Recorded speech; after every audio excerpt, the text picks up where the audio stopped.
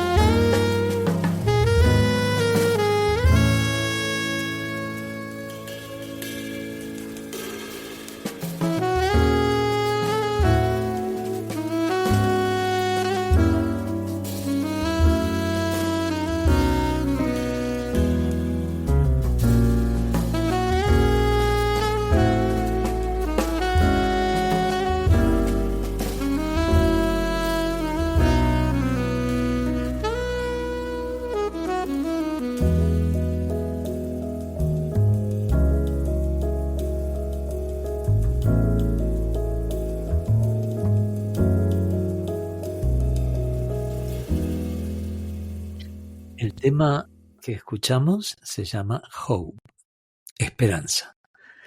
Y bueno, la esperanza es que la pasemos bien y que podamos reunirnos con una cierta periodicidad semanal y que podamos construir juntos estas intersecciones. Y hablando de intersecciones, anoche vi una película que no sé si me la recomendó, porque en realidad la verdad no me quedó muy claro, pero una amiga, Elina, una amiga que vive en Argentina, me mandó un mensaje diciendo: vi esta película, ¿la viste y qué pensás? Y por supuesto me despertó la curiosidad y entonces la vi anoche y pensé que bueno, en lugar de darle una devolución directa a Elina en privado, ¿por qué no hacer un podcast con mi devolución? Y de paso que Elina pueda escucharlo. Y si está enterada de que estamos saliendo en vivo, por ahí puede unirse a nuestro programa. Bueno, la película se llama Here, aquí, y es de este año, 2024, dirigida por Robert Zemeckis. Y bueno, es una película interesante porque rompe con un montón de estructuras clásicas del cine en su narrativa. Pero lo que vamos a conversar ahora es si eso fue exitoso o no, y bueno, si la película, o sea, cómo la podemos clasificar. Lo interesante de esta historia, bueno, primero podemos decir que el libreto está a cargo de Eric Roth, basado en una novela gráfica de Richard McGear. La novela gráfica es del 2014.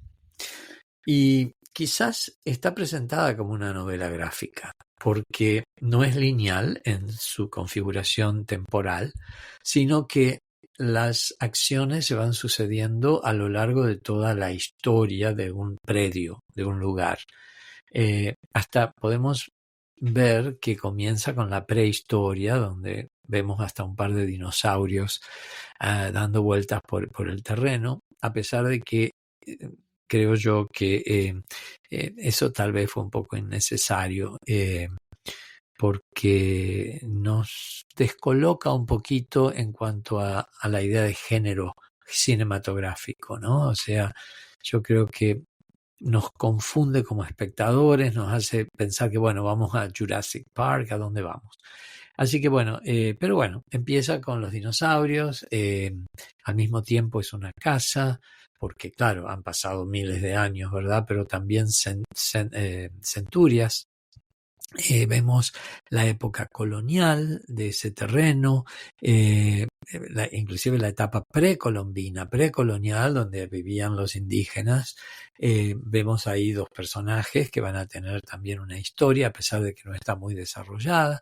Luego viene la época colonial, luego viene la época postcolonial, la época de comienzos del siglo XX, luego los años 30, luego los 40, después de la posguerra, etcétera, etcétera, etcétera, hasta llegar a la actualidad. Obviamente ahí se erige una casa, ese lugar, aquí de la película, y en esa casa viven, o como es de imaginar, distintos moradores, distintas familias a lo largo de los siglos. Y todo eso se presenta en un solo lugar, que es la sala principal, el living de la casa. La cámara está estática desde un solo punto de vista y luego todo ocurre como que fuera un escenario prácticamente, lo cual en teatro podría funcionar muy bien, pero en cine no sé si funciona muy bien. Yo creo que eso también es un problema, a pesar de que está realzado con la tecnología, con la digitalización, con la computarización, porque vemos como ventanas, como recuadros que se van superponiendo y esos recuadros van presentando imágenes de los distintos tiempos de los moradores de esa casa. Casi como un rompecabezas, o sea, empieza con una imagen que se superpone temporalmente y luego se abre a toda la imagen de ese tiempo anterior. De cualquier manera, eso puede producir así una especie de cansancio luego de usar esa técnica reiteradamente a lo largo de una película que dura 1 hora 40. O sea que al principio uno dice, qué ingenioso, qué lindo, y después de 1 hora uno termina como cuando va a la casa de un pariente que vino de vacaciones y nos empieza a mostrar todas las diapositivas del viaje, que dura como, ¿no? Tiene 150 o 200 diapositivas y empieza una por una, reviviendo su viaje a Europa, y nosotros ahí aburridísimos porque, bueno, no estamos reviviendo la experiencia de nuestro pariente que recién llega de Europa. Entonces, ver esos cuadritos así digitales que se van abriendo y cerrando con los cambios de época, al principio nos resulta ingenioso, pero repito, después de una hora nos cansa como ver diapositivas de un pariente que viajó a Europa y que trajo una caja repleta de ellas y que nos las proyecta una por una, explicando cada detalle de cada paraje a donde sacó la foto. Soy un poco anacrónico porque ahora ya nadie sacaría diapositivas, pero los que tienen más de 50 años seguramente me entienden y saben de lo que estoy hablando. Así que bueno, eso sería un poco lo negativo de la película, ¿no? El hecho de que toda esta tecnología nos distancia de la historia. Otra cosa negativa, y ya para, digamos, terminar con lo negativo y luego vamos a entrar al tema de la historia, es el hecho de que está realizada con inteligencia artificial, y entonces los actores, por ejemplo, concretamente, ¿no es cierto?, Tom Hanks y Robin Wright especialmente, están rejuvenecidos de manera digital, lo cual crea casi como avatares de ellos mismos, y eso produce una especie de deshumanización. Yo creo que hubiera sido muchísimo más efectivo haber encontrado un actor joven para representar al personaje, ¿no es cierto?, de Al, joven, y luego Tom Hanks aparece ya en su etapa más madura. Otra cosa para resaltar es que la inteligencia artificial no detectó que la voz de Tom Hanks o del personaje, a pesar de ser un adolescente, sigue sonando como un hombre de edad media. Así que bueno, esos son los problemas fundamentales que vi con la película. Ahora vamos a hablar sobre el tema, que sí es lo más interesante que tiene la película. Pero antes de eso, ¿qué tal si hacemos otro paréntesis musical?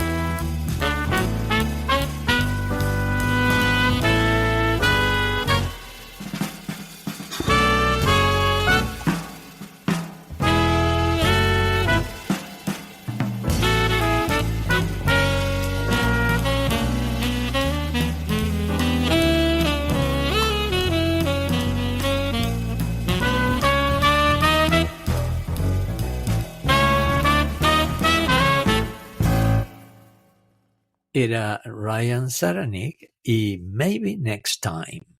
Y viene a cuento esto de tal vez la próxima vez, porque bueno, obviamente estamos hablando sobre la película Here, aquí, y es una película que tiene que ver con el tiempo y que tiene que ver con la nostalgia, que tiene que ver con la idea de lo trascendental o de cómo los lugares quedan, ¿verdad? Y los que vamos pasando somos los seres humanos.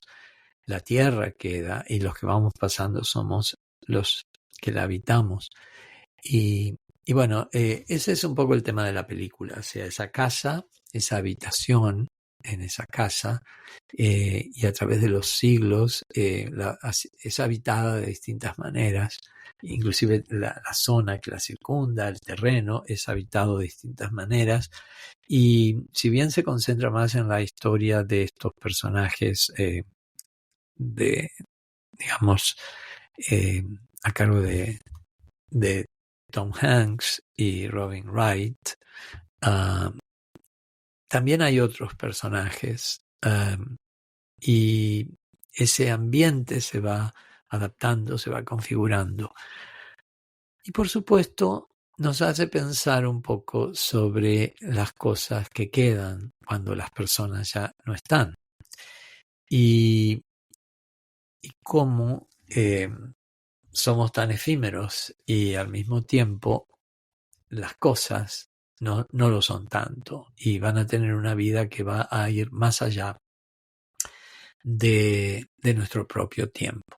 Entonces, para nostálgicos, ese tema es un tema muy interesante.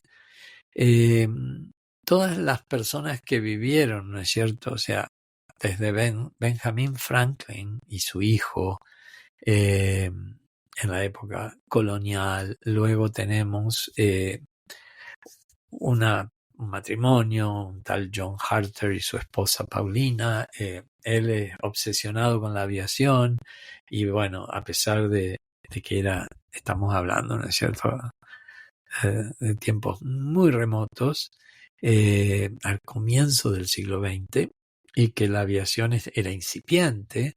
Sin embargo, él, bueno, a pesar de todos los riesgos, y él tenía su teoría sobre la seguridad de volar, etcétera, a pesar de todos sus riesgos, muere de la gripe española, o sea, luego cuando está la epidemia de gripe española, que por ahí por el 1919, por ahí 17, 19.